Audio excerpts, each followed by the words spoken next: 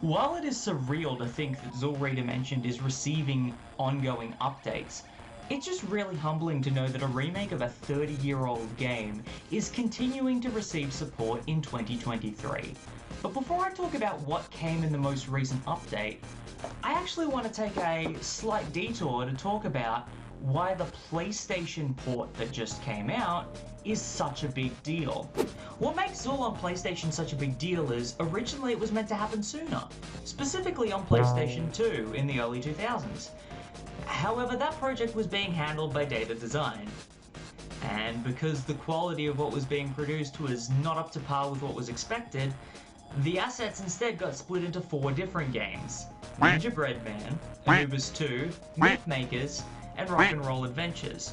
And if you compare the areas in those games to levels in the first and second Zool games, you can clearly see they are leftover assets from a Zool reboot that was cancelled. So, yeah, after that snafu, there was kind of an expectation that PlayStation and Zool would never really intersect. However, some people may or may not have seen this video on my channel. This is a smaller snapshot from a development video and gameplay trailer from 2016 called Zool Planets. Originally, the studio in charge, Steel Minions, were approached by Gremlin Interactive about giving the Zool reboot a second try, and while they did get some solid concepts in the works, it eventually also didn't quite see the light of day. Now, why do I bring up Zool Planets as well? When the update for Zool ReDimensioned came through and I booted up the PlayStation version, I was very delighted to see... Oh, you're kidding! Oh, that's... Okay, yes. Even though Steel Minions' original proposal to reboot the Zool franchise was eventually cancelled, they were still involved in this reimagining. And look at my face. Look how ecstatic I am about this. It fills me with so much joy knowing a studio that had invested their time in trying to bring Zool back was involved in bringing Zool back. Oh, I think they've added this in. So the update itself. When the PlayStation port dropped, the additions that were added to that port were also carried across to the PC versions on Steam and Epic. The first thing that I noticed was the fact that the intro from the Mega Drive version has been added to the title screen of Zool ReDimensioned. It's a tiny thing, yes, but it's kind of cool that there is some kind of opening credits that is present in the remake.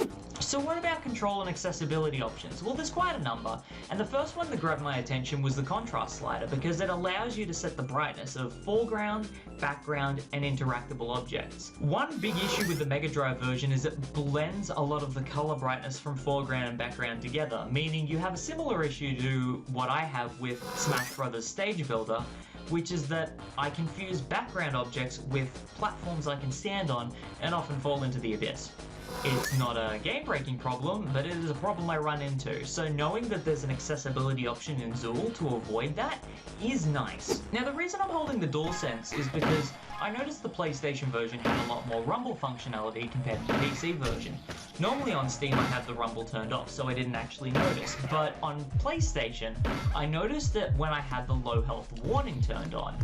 So when you've got this turned on, Zool has a very steady heartbeat that pops up when his health is low, which is actually a reference to what would happen in the Amiga original version when he had low health. You'd hear this heartbeat getting faster and faster the less health he had. Now, I love that attention to detail, but in the PlayStation version, when Zool's health is low, the controller vibrates for every heartbeat. And while I love that touch, I find the amount of rumble in the PlayStation version a little bit overwhelming. But I imagine you'd have the option to turn that off on the console elsewhere. Regardless, I like the fact that that's been added. Now, one thing I didn't cover last time is that when you set the resolution smaller, it zooms back out to full screen when you're fighting bosses. And I noticed during the fight with the final boss, the resolution changed back once the credits pop up. Half of the credits is obscured and you can't even read the text boxes. Okay, then what's happening?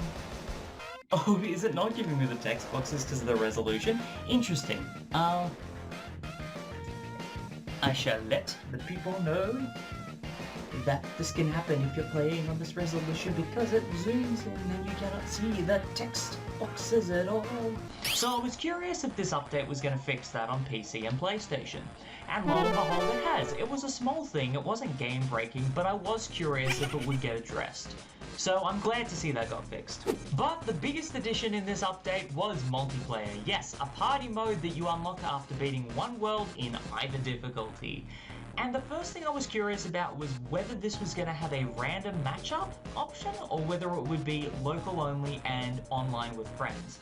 Currently it looks like it's the latter of those two, but the fact that there's a multiplayer mode and as such additional content in Zool is kind of amazing. I know it might seem strange for a platform game to have mini-games, but I mean, the first thing this made me think of was Rayman Legends having Kung Foot in it, which is also one of the Brawl of the Week modes in Brawlhalla. Like, platform fighters that have got party modes in them, in addition to the main gameplay, that's kind of what this is, and it's pretty awesome actually.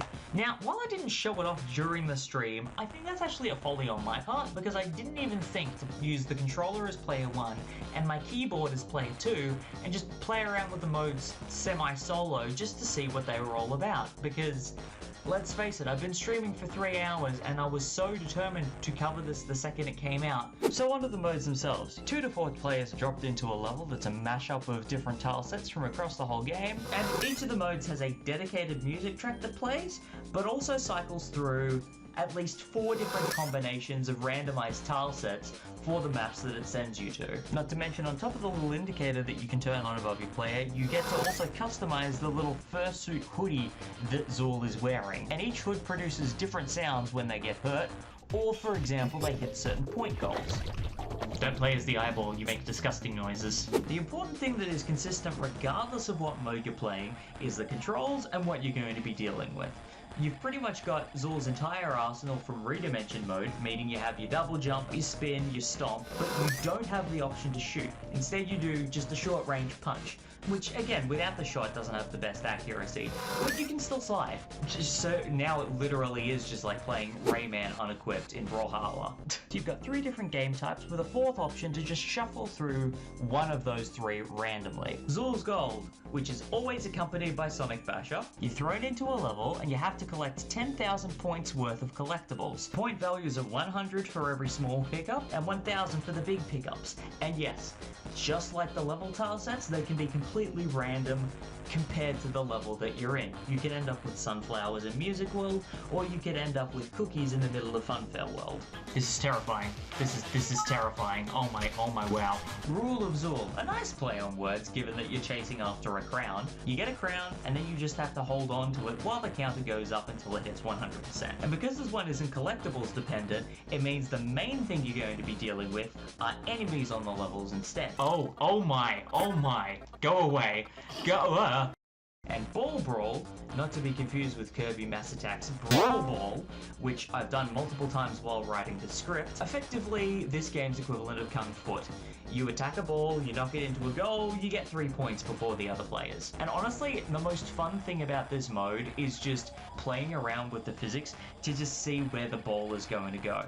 Also, it has the nuts and bolts music from Tool World, so it's automatically the best mode out of the 3. Yeah, I'm just glad that the boss doesn't pop it, and neither do spikes. Much like the tile sets and the levels are randomized, so are bosses. And regardless of what mode you're playing, depending on the boss, sometimes they show up later than others, but they always showed up eventually. And honestly, because of the way that some of their attacks show up on screen, this is actually a very good mode to play with the contrast settings applied. Turning on the contrast is a good option. I only found one thing that it doesn't work with. Oh, okay.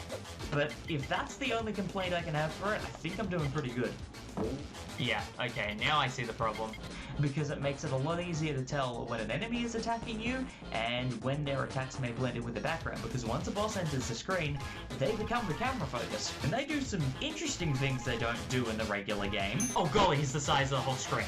Oh, why? Why are you like this?